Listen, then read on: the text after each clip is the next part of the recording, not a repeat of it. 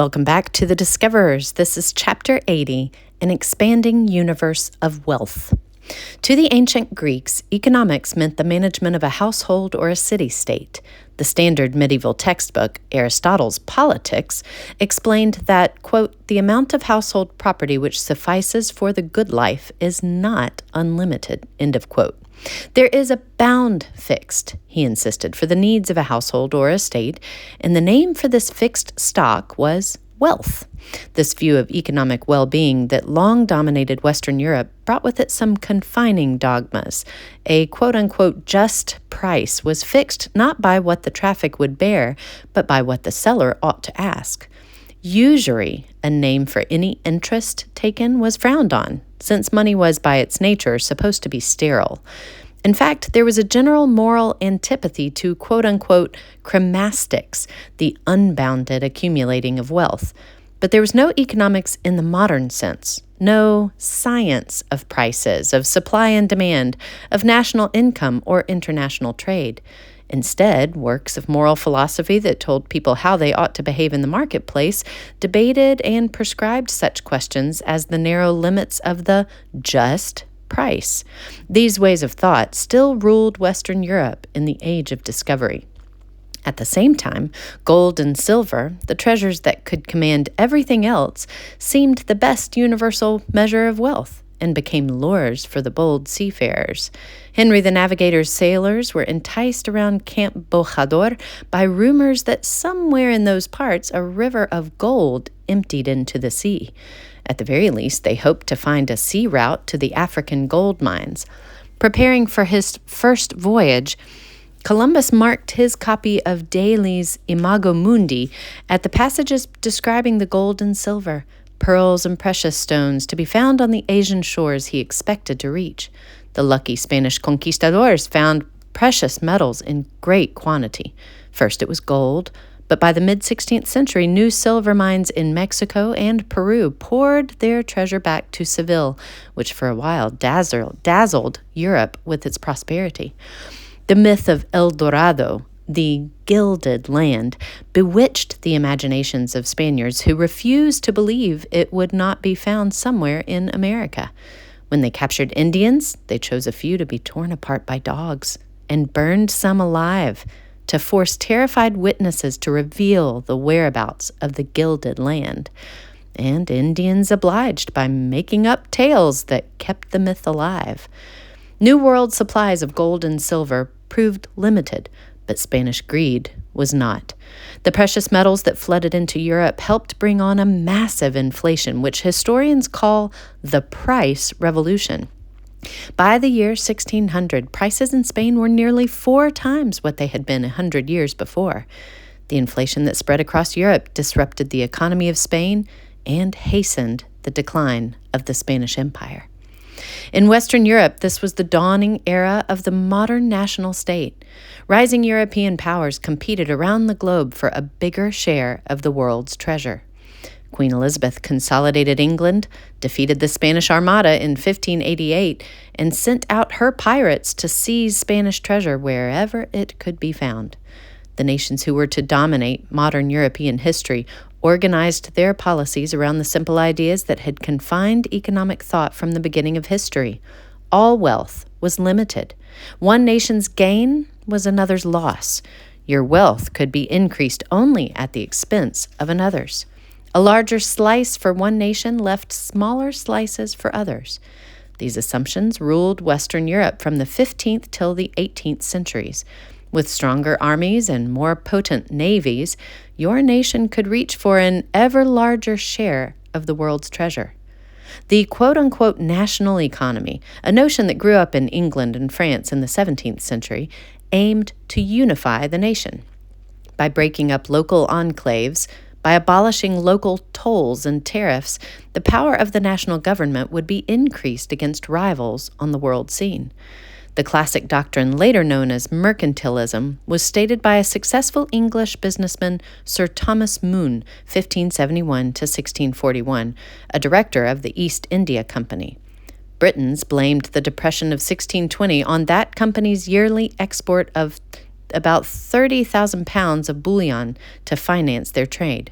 Moon, defending his company before the Standing Committee of Trade, wrote powerful tracts, A Discourse of Trade from England unto the East Indies in 1621, and England's Treasure by Foreign Trade, or The Balance of Our Foreign Trade in the Rule of Our Treasure, 1630, published 1664, to reinforce the idea of a national economy and the hypnotic concept of, quote, the balance of trade, end of quote.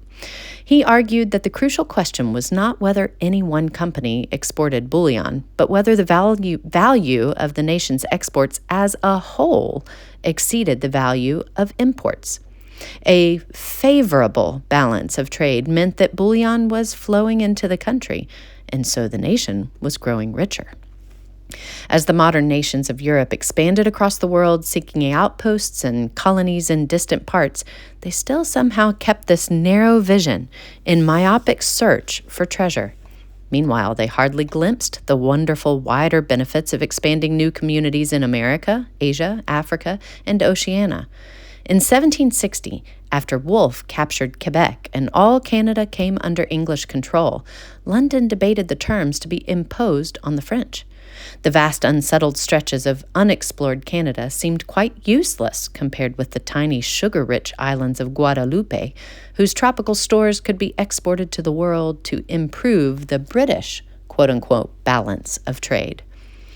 In 1760, Benjamin Franklin, then in London and blessed with a New World vision, argued that Canada would be incomparably more valuable in the long run.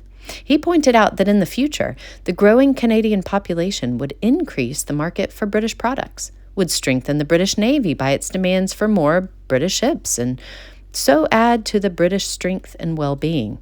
By shutting their eyes to this larger view, the British would lose 13 American colonies. The year of the American Declaration of Independence, 1776, by an appropriate coincidence, saw the publication of Adam Smith's Wealth of Nations, which also, in its way, was an Emancipation Proclamation. Just as Jefferson's document proclaimed a new beginning for the politics of the West, so Adam Smith proclaimed a new beginning, a more ample vision for national economies. Many of Smith's ideas, like Jefferson's, had appeared in the writings of others over the last century. He drew on the ideas of Sir William Petty and John Locke. He owed a debt to Beccaria and Turgot, to the physiocrats, and especially to his contemporary countrymen David Hume, Dugald Stewart, and Francis Hutchinson. He had borrowed from Grotius and Pufendorf and even followed some notions of the medieval scholastic moralists. Unlike the work of Newton or Darwin, Adam Smith's was not spectacularly original. All his intellectual raw materials were at hand: the ideas, the historical examples, even many of his own memorable phrases.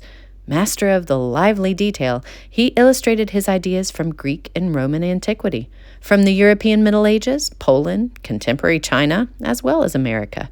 He recounted the policies of those who had ignored the facts of economic life. The New World stretched the vistas seen from Europe. Prosperous new settlements on an unexplored continent inevitably expanded European notions of wealth and material well-being. Definitions from the age of Croesus could no longer serve nations in the age of Franklin and Jefferson. Adam Smith's work proclaimed the freeing of Europe from old world bonds of economic thought. Expanding Europe required an expanded notion of the wealth of nations. Adam Smith's obvious and conspicuous target was what he called the mercantile system.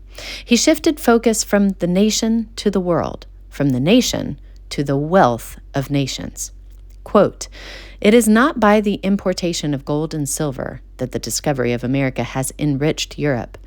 By opening a new and inexhaustible market to all the commodities of Europe, it gave occasion to new divisions of labor and improvements of art, which, in the narrow circle of the ancient commerce, could never have taken place for want of a market to take off the greater part of their produce. The productive powers of labor were improved, and its produce increased in all the different countries of Europe, and together with it the real revenue and wealth of the inhabitants. The commodities of Europe were almost all new to America, and many of those of America were new to Europe. A new set of exchanges, therefore, began to take place which had never been thought of before, and which should naturally have proved as advantageous to the new as it certainly did to the old continent." End of quote. Few other subjects in his world panorama so awakened his interest and focused his imagination as did America. But the discovery and settlement of the New World were only a stage in the still wider opening of the world. To try now to organize a great empire simply for the benefit of British merchants and the British, quote, balance of payments, end of quote, in the home island would be sheer folly. With uncanny foresight, Adam Smith proposed a scheme of federal union. The American colonists should have representatives in Parliament, quote, in proportion to the produce of American taxation, end of quote. Nor would Americans have to fear that the seat of government would always remain across the Atlantic. Quote, "Such has hitherto been the rapid progress of that country in wealth, population, and improvement, that in the course of little more than a century, perhaps, the produce of American might exceed that of British taxation. The seat of the empire would then naturally remove itself to that part of the empire which contributed most to the general defense and support of the whole." End of quote. Adam Smith is commonly awarded his place in the pantheon of economic thinkers as the champion of what he called perfect liberty, a free, competitive economy. But from our perspective, he did more than espouse an economic doctrine. He lifted the vision of European man to a new scene. He saw economic well-being not as the possession of treasure, but as a process. Just as Copernicus and Galileo helped raise men above the common sense fact that the sun circulated the earth, so Adam Smith helped his generation rise above the specious proposition that a nation's wealth consisted of its gold and silver. And like Copernicus and Galileo, he saw the whole world and society in constant motion. Just as Lewis Henry Morgan and Edward B. Tyler would widen the vistas of culture to encompass all mankind, so Adam Smith widened the vistas of wealth.